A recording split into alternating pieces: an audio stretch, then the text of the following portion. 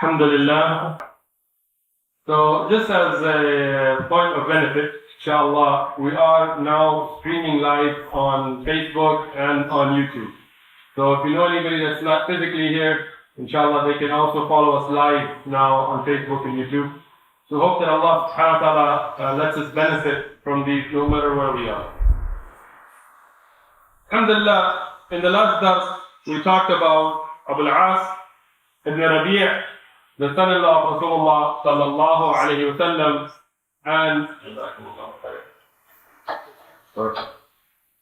and how he was captured by the Muslims, and how he didn't become Muslim even at a time that he was offered the wealth that he had, the Quraysh, with him to become a Muslim. And he was captured and taken to Medina. His wife, which is the daughter of Rasulullah sallallahu alayhi wa sallam, Zainab radiallahu anha, she offered him protection, and the Muslims, they honored it. And he told them, the money I have, even though there was a war with Quraysh, and it was the right of the Muslims to take the ghanim. But even then, Abu al-As, he asked the Muslims to honor his amana and return that money to him so he could give it back to the Quraysh. And the Muslims, with their great akhlaq, and their love for Rasulullah sallallahu alayhi wa sallam, and for his families, Ahlul Bayt, from Zainab radiallahu anha, they gave all that wealth voluntarily back, even though the Prophet sallallahu alayhi wa sallam told them it's your right.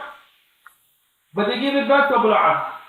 And Abu al-As, he went back to Mecca, and he gave everybody from Quraysh their amana back. SubhanAllah. He went to each one of them and told them, this is what you entrusted me with, I'm giving it back to you. Even though I was captured by the Muslims and taken, I was able to bring it back. And the Quraysh were very happy with this. They became extremely overjoyed because they thought that wealth was gone. And the kuffar, it's all about money. That's the dunya that they love. So when they got their money back, they became very happy. Abu al-As ibn Rabi' radiallahu anhu, after giving everything back, he said, now I want to tell you something. Ashhadu an la ilaha illallah wa ashhadu anna Muhammadan Rasulullah. He took the shahada and he became a Muslim. Now think about this. From a worldly perspective, the Muslims lost, because they had all this wealth they had taken, and now it was given back to the Quraysh who had war with Islam. And from a worldly perspective, the Quraysh should have been happy because they got their wealth. But from the perspective of a Muslim, a mu'min, somebody who believes in akhirah, it was a victory for Islam, because Abu al-As became a Muslim on his own, without any pressure, without any love for dunya. He became a Muslim, and you will see in Tariq how he will be a great Muslim and he will be a great asset to Islam, much more than that wealth would have been. Continuing from this, there is a Sariyah that Zayd ibn Harith radiallahu anhu was sent to Banu Mustaliq, and there were 15 men and 20 camels that were captured. And you see that the 15 men that Zayd ibn Harith went, who captured 20 camels, and the people that ran away. In another Sariyah, and this mentioned in Zad al-Ma'ad and Fath al-Bari, is authentic, the reported Ibn al-Qayyim has mentioned it as well. Zayd ibn al-Haritha, Ibn al-Qayyim al-Jawziyah, in Zad al-Ma'ad, he mentions that you look at this, continuously the Prophet ﷺ is sending Zayd ibn Haritha. You look at the fadila of Zayd radiallahu anhu, that one after the other he's going from battle to battle to battle. Not saying, why you keep picking on me? It was an honor for them to work for Islam.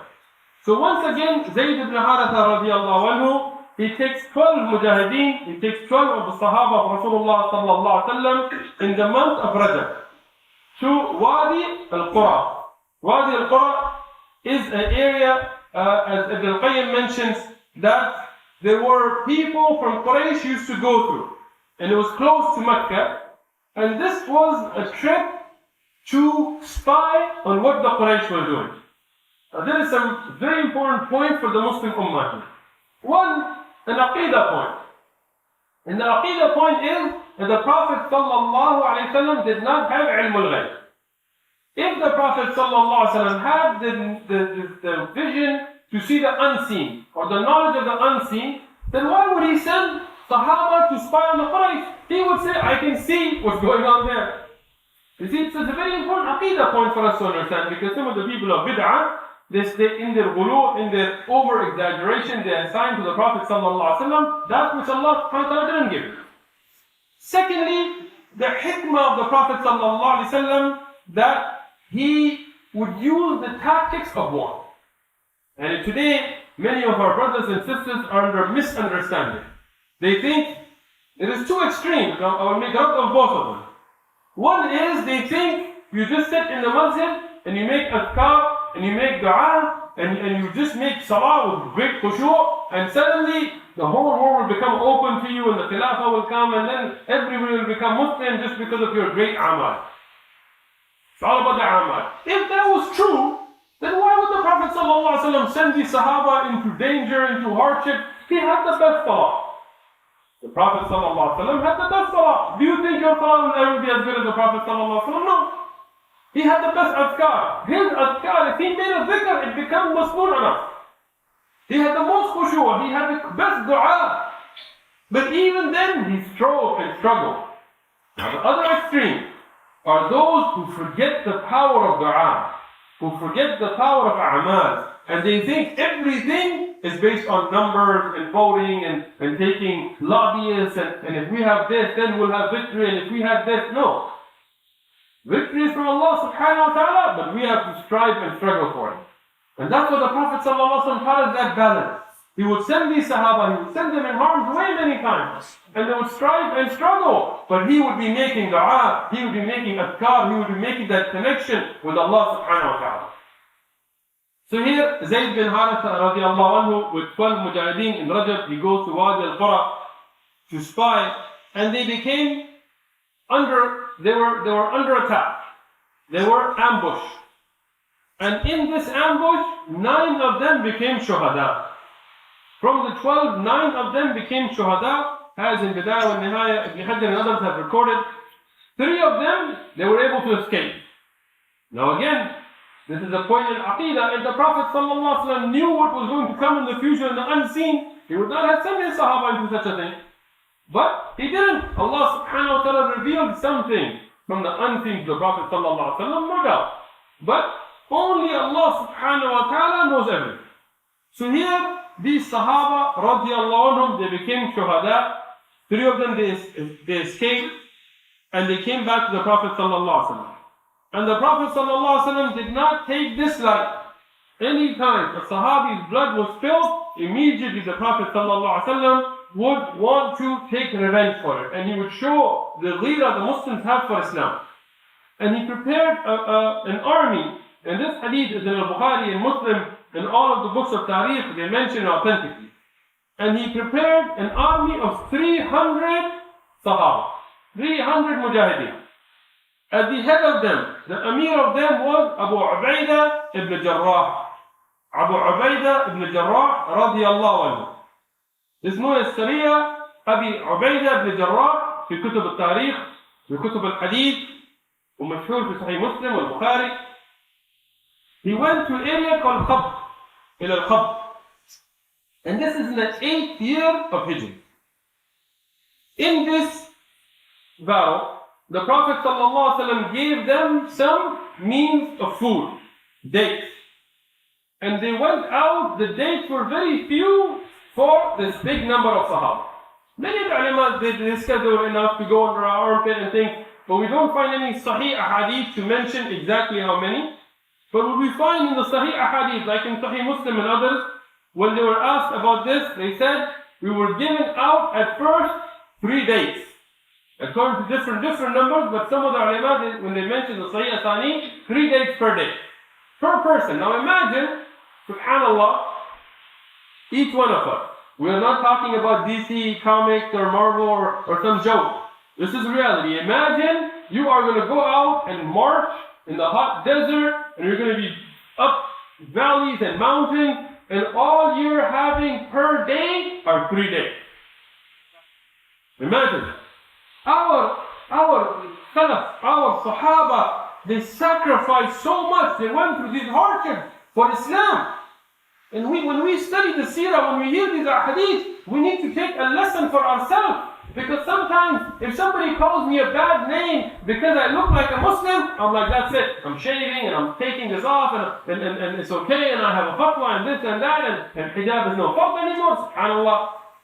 Such little bits of hardship and look how quick we crumble. But look at the Sahaba radiallahu anhum and what they went through. 3 days, all day. They asked them, how did you survive off that? They said, we loved those when we were given only 1 day. Later on, and this is reality, this is in Sahih Hadith, Kutub al-Tariq, they were given 1 date per person per day. 1 summer. Get a date and try to live a day off. Remember Ramadan? When you finish the fast, only from Fajr, it's not the whole day even. When you open the fast, you ate 1 day, you think it was enough? You ate tons of dates and bread and soup and peas, and then you were like, where's the dinner at? And then you have your dinner, then you're like, where are the snacks at? Where's the dinner? Tea today? How can I fast? And then after that dinner, you went home and you ate more. And then you went up for suhoor, and then you were like, I'm going through so much hardship for this now. You know my fasting? 14 hours, I work. And Allah. Look at the Sahaba radiallahu anhum. 1 day per day. And they said a time came that we didn't even have 1 day. We would take out the date stone and lick it and suck on it and put it back and fool our bodies into thinking we have to. In this time of hardship, the Sahaba radiallahu anhum, they loved to sacrifice for each other. Ikram is a quality lost in the ummah today. Today, if you want to do you a favor, it's only when I need a favor back from you. I will give you something, but only when I expect something back from you. But this is not the way of Islam. The Sahaba radiallahu anhum, as mentioned in Sahih Muslim, one of the Sahaba, he started to sacrifice. He would buy the people's camels and slaughter it and give it to the Muslim army. And he was one of the people in the army. In the army, the people, they went out with their own camel. He would tell them, I will buy your camel from you. And he would buy the camel and he would make nahr of it. He would sacrifice it. And then he would give it out to the army free. Now imagine today, us, do we spend on each other? Really on each other? Like the Sahabi, he could say, this is for the whole army, so why am I going out of my pocket? It should come out of the budget of the army. But he, out of his own personal expense, he would buy camels and he would sacrifice them and he would give them out as food to the army. But after doing 3 camels for 3 days, 9 camels, Abu Ubaidah bin Jarrah stopped him. He wants to spend his own money and feed the army, but Abu Ubaidah bin Jarrah told him no. He said, why? If you keep doing this, we're going to have no camels for battle. So here, because of this, now they are living off a date or even just a date stone per day. For 18 days, they went through this hardship. 18 days. Until they said that there were amongst them whose toenails had fallen off. SubhanAllah, from the walking and sacrificing and need, the nails on their toes fell off. They said were those that people would think they've become insane because they would fall on the floor from hunger. And they were still marching fi sabilillah in the path of Allah subhanahu wa ta'ala. There were those that they said you could see the rib cages from their body because of how much weight they had lost. Imagine 18 days to living off a day. It's hard. But Allah subhanahu wa ta'ala brought them anbar. Al-anbar is, as many of the ulama, they mention what we would call in English a sperm whale. A huge fish, a huge whale from the ocean. Now, according to the ulama of Tariq, some of them said they were marching and they saw it on the beach and they went and they ate from it. Some of the ulama, they said they were marching and it actually came out of the water and beached itself. And then the Sahaba, they went and ate from it. SubhanAllah, this ambar, it was so big, this whale, that, as is mentioned in Sahih Muslim, Abu Ubaidah bin Jarrah, he told a rider on his camel, sits tall, stand on the camel, a tall man, and he could pass through the eye socket of the whale. SubhanAllah. You see the eye socket where your eye is?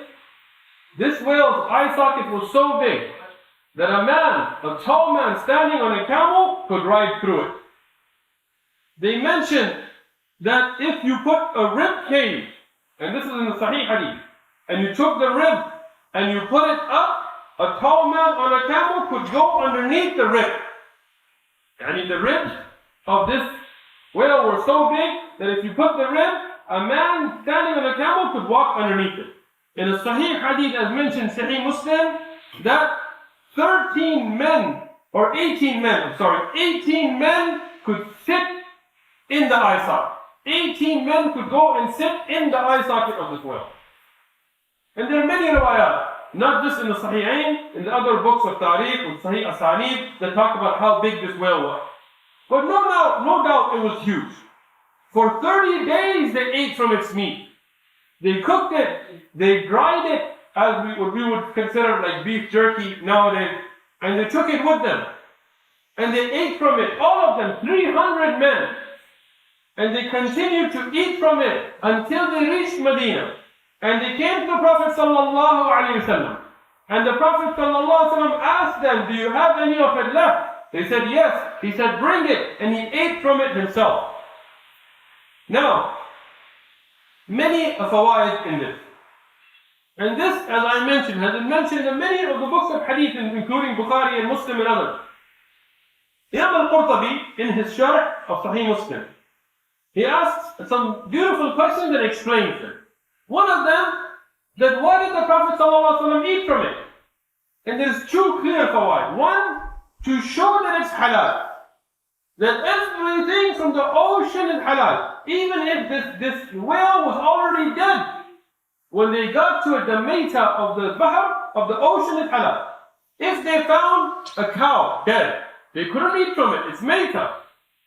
That's why the ahkam had to be clear. You know, the land animals that are halal to eat, let alone tigers or lions or pigs or dogs and cats that are haram to eat. But those that are halal to eat have to be killed in accordance with Islamic zabha for them to be eaten. If you take a deer is halal. You hit it with your car, you don't make zabha of it, you don't cut it, you just let it lay there, you cannot eat from it. It's mayta, it's haram. You take a cow, you shoot it in the head with a nail gun like they do in the United States. And then it's cooked in Burger King and Vons and McDonald's, and you say it's halal, it's mayta, it's haram. But when you make zabha, it's halal. Right? But for the ocean, the animals from the ocean, even if they are dead already, Allah subhanahu wa ta'ala has made them halal. They are halal. So here the Prophet sallallahu alaihi wasallam is showing the hukm in fiqh, in sharia, that the dead of the ocean is halal, and he ate from it. Another point that Qurtubi mentioned is the barakah of the rizq that Allah subhanahu wa ta'ala gave to the mujahideen fi sabilillah. The Prophet ﷺ, he wanted to get from the barakah of the rizq that Allah subhanahu wa ta'ala provided to the mujahideen fi sabilillah. Now, one of my own teachers in his dars on Seerat, may Allah protect him and benefit, he said some points of benefit that I never thought about before. One of them, that Allah subhanahu wa ta'ala is qadir on everything. And these were mukhlis mujahideen fi sabilillah. So when they first went out, and they were going through that hardship of eating 3 days and then 1 day and then not even having that 1 day, Allah subhanahu wa ta'ala could have brought the anbar, the big whale, to them then. He could have brought it. But why 18 days of hardship? SubhanAllah. And there is a great hikmah here. The first, to show the importance of Islam and the struggling fi sabilillah and being patient, that we don't, if the Sahaba would immediately get help, the Malaika would be there at every first draw of the sword. Allah subhanahu wa ta'ala can do it. If Allah subhanahu wa ta'ala brought food from the sky, like Bin Israel got, every time they went out, then the first day we had hardship, we would fall apart. But Allah subhanahu wa ta'ala showed that patience is needed. That if you want the victory from Allah subhanahu wa ta'ala, then you have to be patient in your striving and struggling in hardships. Fi sabilillah. Secondly, to show that the khaza'in of Allah subhanahu wa ta'ala, the treasures of Allah subhanahu wa ta'ala are unlimited. And Allah subhanahu wa ta'ala will always bring nusra to those that are patient. And these Sahaba, they were tested as we are being tested today. We as a ummah are being tested today. These Sahaba went through a time that they went out voluntarily. They weren't out there to get money. They weren't out there to make a living. They went out for the sake of Allah subhanahu wa ta'ala. And they got tested. Imagine what shaitan, waswas from shaitan was going on them at that time, that you came out for the sake of Allah, and look, you don't even have a date to eat. Where is the rizq from Allah? Where is the �ك𝐨𝐮𝐬𝐿 of Allah? You are fi sabilillah, and where is the help of Allah? So for days they're going through hardships and starving, and nails are falling off, and rib cages are showing, and that hardship is going through. But what did they do? They were patient. They didn't complain. They didn't turn back. They didn't say forget it. They were patient for the sake of Allah subhanahu wa ta'ala. So then, after that patience, Allah subhanahu wa ta'ala brought them so much risk. He didn't just bring them enough for them, but brought them so much risk that they even took it back to Medina. And the �ك𝐨 of Allah subhanahu wa ta'ala are unlimited.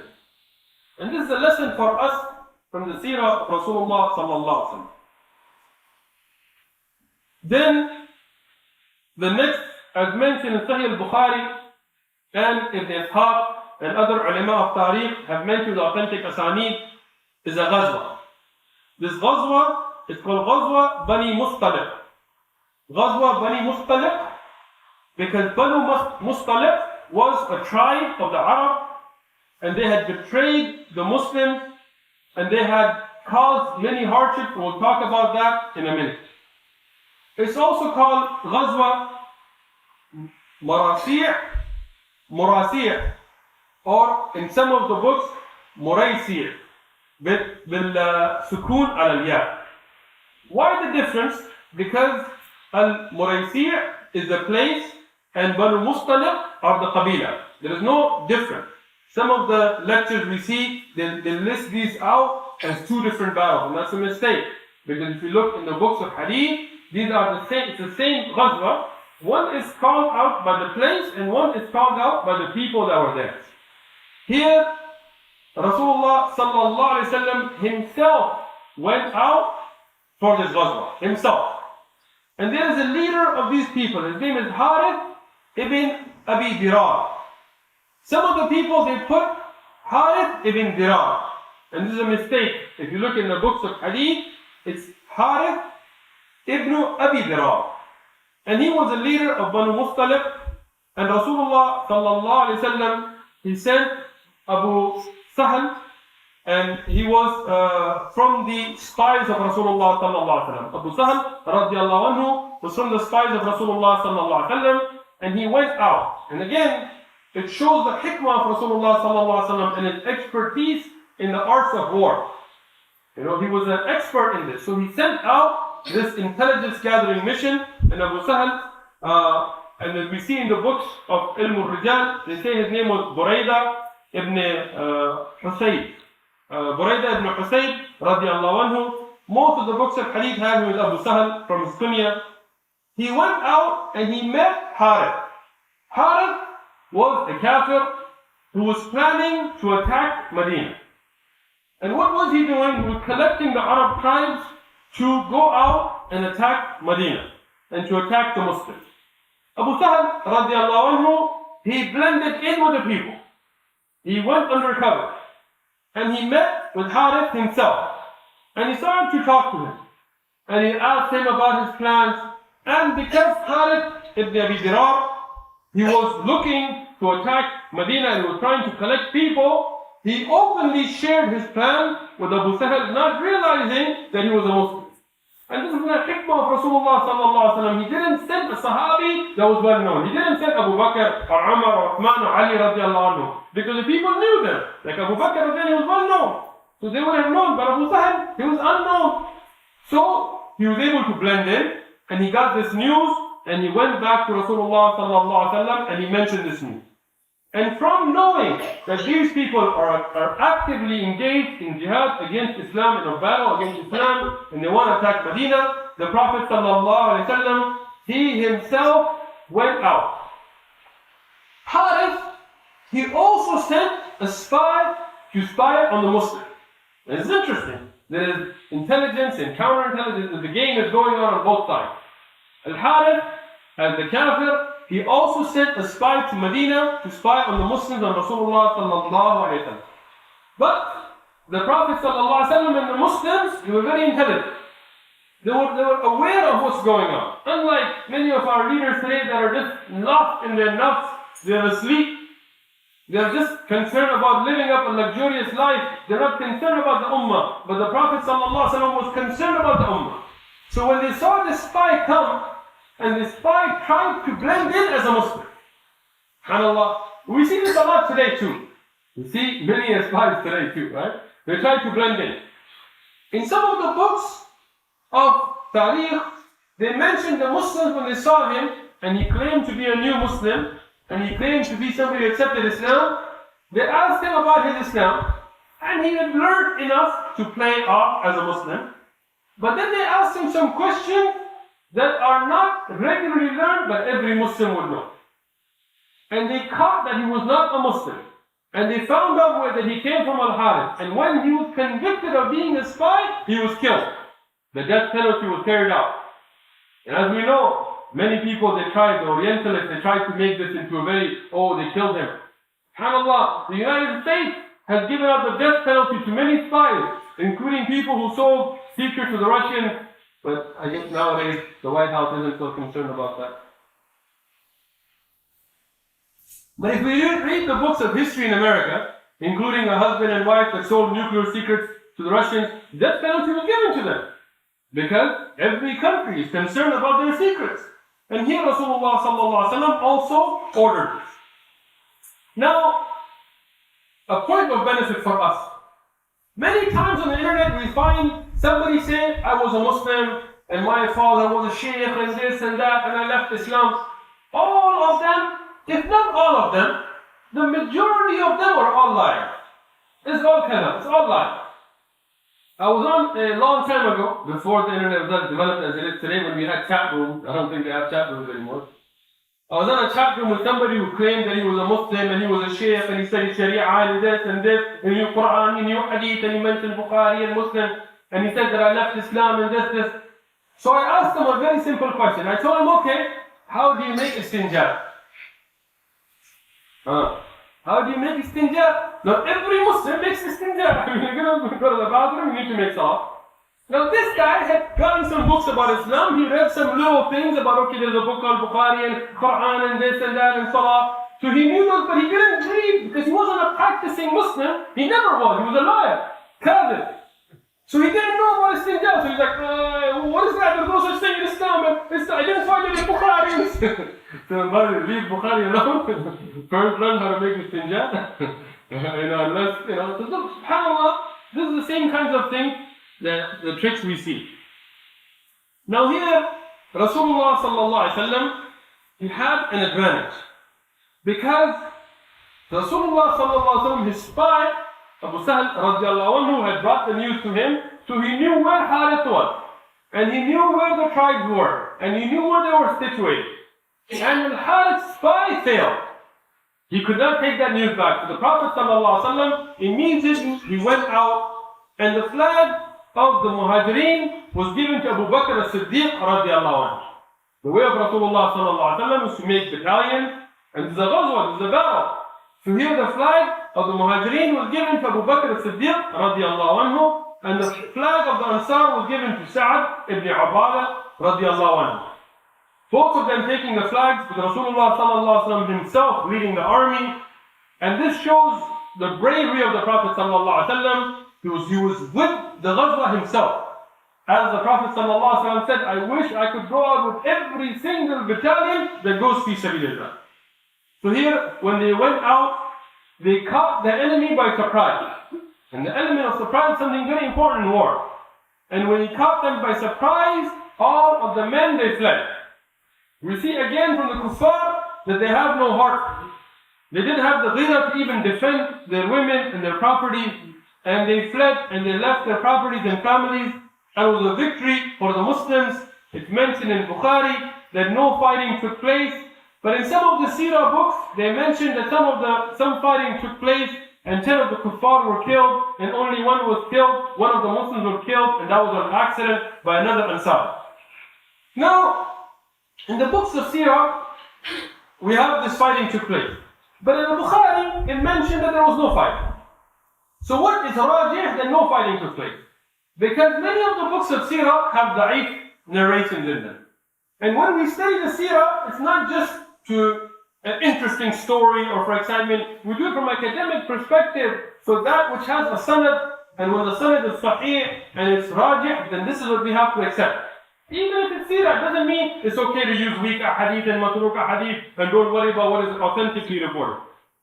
Now, when one Sahabi that was killed on accident, and it was from another Ansari Sahabi, and Ba'u, especially in those times, there are accidents that happen, and the blood money was paid, but not by the Ansari Sahabi, because it was not on purpose, by the Baytul Mal. The Muslims, they are responsible for the Mujahideen, whether they kill on accident or they are killed, so the haqq was fulfilled, but by Baytul Mal. Now, one of the most important events that happened out of this Ghazwa. There is a woman, and she is the daughter of the leader of the tribe here. Who was the leader? Harith ibn Abi Dirar. His daughter is Juwayriya bint al-Harith ibn Abi Dirar. Radiallahu anha. She was a very intelligent woman, and she was somebody who was known to be a beautiful woman and a wise woman and a good chaste woman. And she was given as a part of the ghanima to Thabit ibn al-Qais radiallahu anhu. Thabit ibn al-Qais radiallahu anhu, the great famous Sahaba. Now Thabit radiallahu anhu, he had spent a lot fi sabilillah. Thabit ibn al-Qais, if you know him from the books, he was somebody that gave a lot fi sabilillah. So when she was given to him as a part of the ghanima, she told him that I am the daughter of the leader of a tribe, a chaste and noble woman, and it's not befitting for me to be given to you in this way as a prisoner of war. So allow me to buy my freedom from you. And Thabit ibn Qais radiallahu anhu, he told her, I have no need for you, and I am in need of money because I have given for the sake of Allah and he had given for the sake of jihad, and he was in financial need, so he agreed with her. Now, Juwayriya radiallahu anha, some of the books they mention her name was Barra, originally was Barra, and Rasulullah sallallahu alaihi wasallam changed it to Juwayriya. But she was known to be a woman of great intelligence and piety. So what did she do? She knew that her people would not help her. Her Qabila, even though she was the daughter of a chief, but they had run away. They had left their women and children and properties and ran away. So they knew that they couldn't help her. And she knew that Rasulullah sallallahu alayhi wa sallam was a man of great akhlaq and was a very generous man. So she went to Rasulullah sallallahu alayhi wa sallam and she asked Rasulullah sallallahu alayhi wa sallam to buy her free. The Prophet sallallahu alayhi wa sallam had heard about her piety. And as my teacher said, and many of the books of Tariq said, that the Sahaba radiallahu anhum, they gave a nasiha to the Prophet sallallahu alaihi wasallam that she was a woman respected by her tribe. And this is the time of war with her tribe. And obviously they have been defeated, but they will have a hatred for Islam because they lost. Even though they are the ones who initiated the attack on the Muslims. But because they lost, they will have a hatred for Islam. And the Muslims were not concerned about just taking over land and money. They wanted hidayah, the guidance to spread. So Sahaba radiallahu anhu, they gave Rasulullah some advice that why don't you marry her as a means of her tribe becoming Muslim. Why? Because the Arab, in the past until today, they would show a lot of respect to their son-in-law. That if somebody married a daughter from their tribe, they would show a lot of respect for that son-in-law. They would listen to him. They would be very polite with him. They would accept things from him as far as guidance and nasiha, like their own son. Now the Prophet ﷺ obviously cannot become the son of them. He began adoption. But if he marries from them, it takes that relationship with them. So here, with this niyyah, the Prophet ﷺ freed her and offered her the greatest gift that can be given to a woman, being one of the Ummahat al-Mu'minin, becoming one of the mothers of the believers. She willingly accepted from her own free will, and she married Rasulullah sallallahu alayhi. Now subhanallah, look at the Sahaba radiallahu anhu. Look at their love for Rasulullah sallallahu alayhi. And look at our weakness today. When Rasulullah sallallahu alayhi wa married Juwayriya radiallahu anha, the Sahaba radiallahu anhum, they freed 100 men from her tribe. Men that they had captured in battle, they freed them. Why? They said, we feel ashamed having the people from the tribe of the wife of Rasulullah sallallahu alaihi wasallam with us on this day of happiness as a mehr from our ummah to our mother. As a part of the wedding gift, we free 100 of the men. And that's why Aisha radiallahu anha, she said, Juwayriya radiallahu anha, she was the best of women for her tribe. She was the most blessed of women for her tribe from the Arab. Why? Because the day she married the Prophet ﷺ, her tribe was blessed with 100 of their men becoming free. And then from her da'wah, from her going back to her tribe, and those of you, and those of us watching or saying that are new to Islam, take a lesson here. She didn't just say, okay, I'm Muslimah now, alhamdulillah, Allah guided me, and I married the Prophet ﷺ, alhamdulillah, and I'm good. She started a mission of da'wah.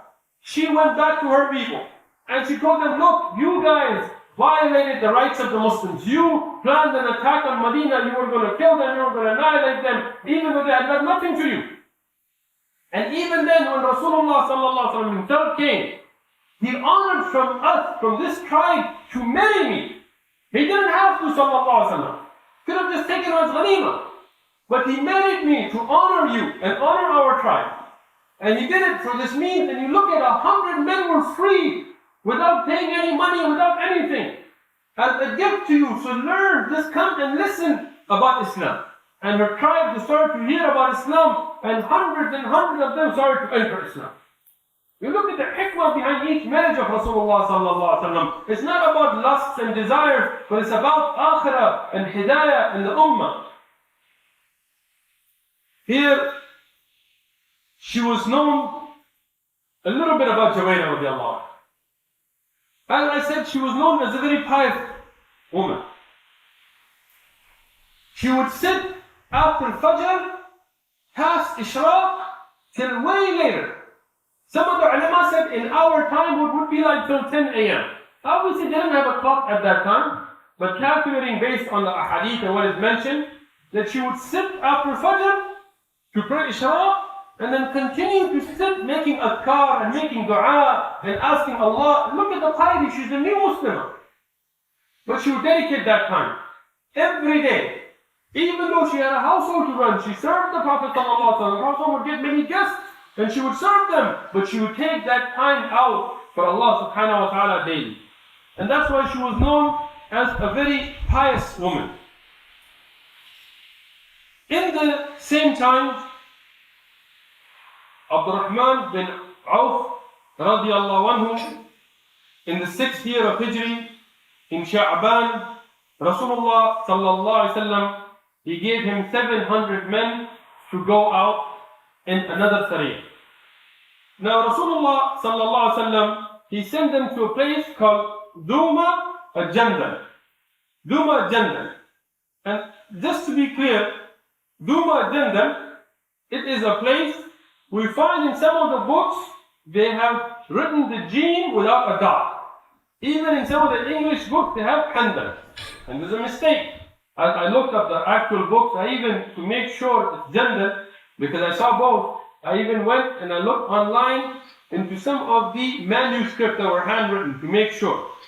𝐬𝐭𝐚𝐲 is a place, and Banu Mustaliq are the people. Ibn Ishaq has mentioned that the Amir of this Jama'ah was Abu Ubaidah bin Jarrah. But what we find in the stronger ahadith, and what we find like in Hisham and Ibn Sa'ad and others, that it was Abu Abdurrahman ibn Auf radiallahu anhu.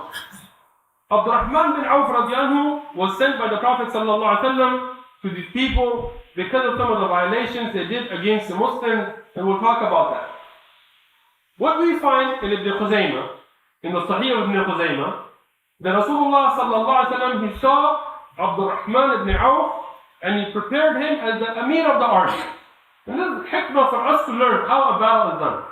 The Prophet sallallahu alaihi wasallam assigned him and told him to wear the imamah. And the imamah, the turban. So Abdurrahman bin Auf, radiallahu anhu, he tied the imamah, and he tied it without leaving any tail in the back or front. So the imamah, when you tie it, like you see here, usually you see a piece of cloth that's left in the back, or you see a cloth that comes underneath the chin and hooks up to the other side. And both these ways have been reported from the Prophet sallallahu alaihi wasallam and the Sahaba radiallahu anhum from the Sunnah. But Abdurrahman bin Auf, he tied the imamah without doing that. So the Prophet sallallahu alaihi wasallam came and he undid the imamah. He took it off his head. And he retied it, leaving a part in the back. Leaving a small area with cloth hanging in the back. And he told him, هذا أحسن وأعرب. That this is better and clearer, or this is better and more fitting for you. And there's a discussion that comes from this. Many points. I mean, the ulama from each hadith, they bring out hundreds of qawaid. We cannot touch on all of them, we'll mention some of them. One of them, that is from the sunnah to assign an amir for a jama'ah. Like nowadays, we've fallen to the tricks of kuffar. Everything is run like the kuffar run it. We'll have a voting system, and we'll have this, and we'll have a prime minister and this, and kings and prime ministers and presidents, and this is not the Islamic way to govern. The Islamic way to govern is to have umara, to have an amir, to have somebody at the head of the ummah, and he assigns people who are responsible, the best of people, to run the area, not the one that just gives the best talk and things. So here Rasulullah sallallahu alaihi wasallam assigned an amir for the army. And then he tied the imamah on the head of the amir of the army. From this, many of the madaris, what they have done is they have adopted the practice of tying an imamah at the end of their graduation ceremony, even though these don't really have any relation. Finishing from madrasa is not the same as going out for jihad. But how do they do this? I mean, as long as they don't make it into something that must be done, as they have, then it's not a bid'ah. But if you're going to send somebody out for da'wah, or for jihad, or for any other Islamic activity, for you to go and tie imam on their head is something that's from the sunnah. Now, another thing we see from this hadith, another fa'idah in fiqh, that there are certain types of ama'in that are from the sunnah and certain that are not. Because the Prophet ﷺ did not approve of the imamah that was tied without leaving anything in the back or the front. In fact, he disapproved of it, and he untied it and he retied it. So some of our brothers from Azhar and Iran, I don't know brothers, but some of the people from Iran and some of the people from Turkey, they have the imamah without the tail or the front or the back. If they read the books like 𝐷 𝐿 or if you look at al-Mughni ibn Qudama and others, you will see that there is man'ah. And Atha, the great tabi'i, from the Sahih Sanad, he said, تِلْكَ أَمَائِمُ الشَّيْطَانِ. These are the imam of the shaitan, the one that is like this. And as Ibn al-Qayyim mentioned, أحكام أهل الذمة, the imam of أهل الذمة. So the Muslim in the imamah should follow the way of Rasulullah sallallahu alaihi wasallam, either leaving something in the back or the front. Rasulullah sallallahu alaihi wasallam tied a white imamah on the head of Abdurrahman bin Auf, which also gives us a point in fiqh, that even though the Prophet ﷺ himself would tie the black imamah regularly, but to tie the white imamah becomes a sunnah because the Prophet ﷺ did it for the Sahabi and approved of it. He sat down with Abdurrahman bin Auf radiallahu anhu and he laid down the rules of jihad. And it's very important. When you have qital, there are rules and regulations for qital. And it's a way of the leader to explain it to the army. It's not just go and win. Just do whatever you have to do to win. No. Rasulullah sallallahu alaihi wasallam laid out the conditions. And one of the Sahih ahadith, Rasulullah sallallahu alaihi wasallam told him that not to kill the women, and not to kill the children, and not to kill the old men, and not to kill those that are not fighting. Subhanallah, Islam teaches us rules of war that are more observant of human rights than the Geneva Convention, than anything put together in Washington, D.C. or anywhere else. In the West, they say collateral damage, and they bomb wedding parties and they drop bombs on madaris and they don't care. But the Prophet ﷺ, he's telling the Sahaba that be careful. Even the old men, make sure you don't harm them. The women, don't harm them. The children, don't harm them. If there are men not fighting you, don't harm them. Only those that fight you and fight them, and only fight them as long as they're fighting the truth. When they put down their arms, don't harm them. What beautiful akhlaq. What is the fiqh of jihad that Rasulullah ﷺ taught Abdurrahman bin Auf radiallahu anhu? He gave them instructions, and the instructions given to Abdurrahman bin Auf radiallahu anhu is, this is a people and a qabila that has been hostile to Islam, but go to them and give them the da'wah, give them the message, the risala of Islam, go and tell them about Islam, and if they become Muslim, then step back and choose one of them to be a leader for them and let them rule according to Kitab and Sunnah. Look at the way of Islam. Even though it's a time of war, but he's telling them, look, if you become Muslim, we don't want your land, we don't want to become your leaders, we will choose one of you to lead your own people. But you give the bay'ah to Rasulullah sallallahu alaihi wasallam, and you bring the justice of the Kitab and Sunnah upon your life. We're not about taking lands and money and wealth, we're about spreading that guidance.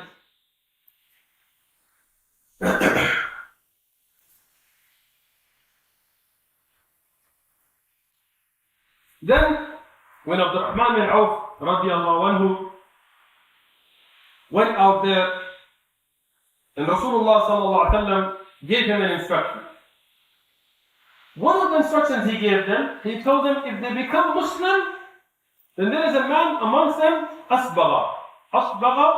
Al-Asbagha, he was a very wise man. He has a daughter, Thumadir bint Asbagha. That she's a good woman. Abdurrahman bin Auf was told by Rasulullah sallallahu alaihi wasallam that if they become Muslim, marry her.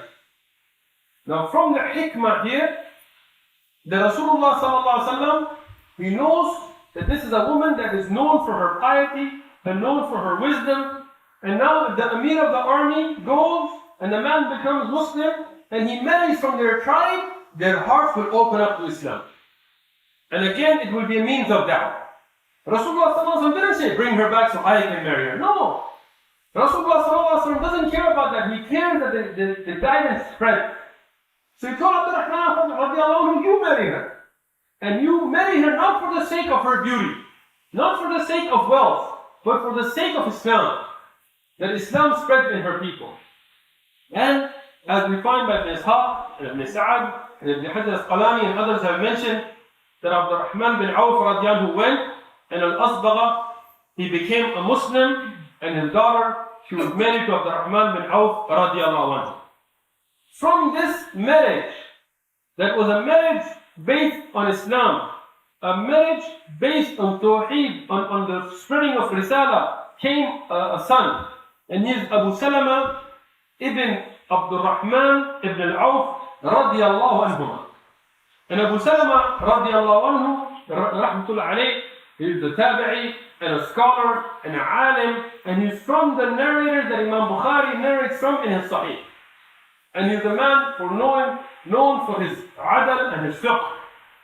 And as we see, when a marriage begins for the sake of Allah subhanahu wa ta'ala, for the sake of Islam, you see the thamarat, you see the fruit of the pious children that come out from it. You know, Umar bin Khattab radiallahu anhu, a little bit off topic, but I'm ending here. He married his son to a pious woman who, if you remember the hadith, the famous hadith, when Umar radiallahu was walking through the streets of Medina and he heard a mother, all of you know the hadith, I know, telling her daughter to mix the water with the milk, and the daughter told her, you know, Umar forbids it. And the mother told her that Umar doesn't see us. But she said, but the Rabb of Umar sees us. Now this woman, Umar didn't see her. His son didn't see her. But from her piety, he went home, he got his son. The next day, he got her married to his son. From that generation, from that nasab, came later, not their children, not their children, children, came Umar ibn Abdul Aziz, the righteous Khalifa. And this gives the importance of marrying the pious husband and the pious wife, and beginning the marriage on piety, and continuing to focus on the spreading of Islam being the goal of a marriage, not just physical pleasures and going around, just enjoying life, but working for the akhirah as the goal.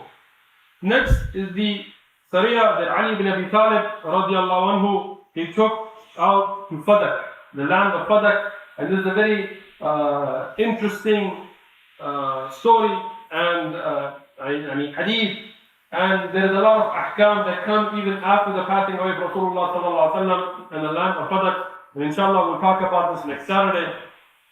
We are getting again towards the end of the life of Rasulullah sallallahu alaihi wasallam, so I encourage the brothers and sisters to make sure you come consistently and catch these durus and benefit from them while we are still upon the blessed life of Rasulullah sallallahu alaihi wasallam. And again, we have live as well, so you can let others know. They can follow the YouTube channel or the Facebook from Hyderabad. And if they are in other cities and places, they can live, inshallah, benefit online. Jazakumullahu khair.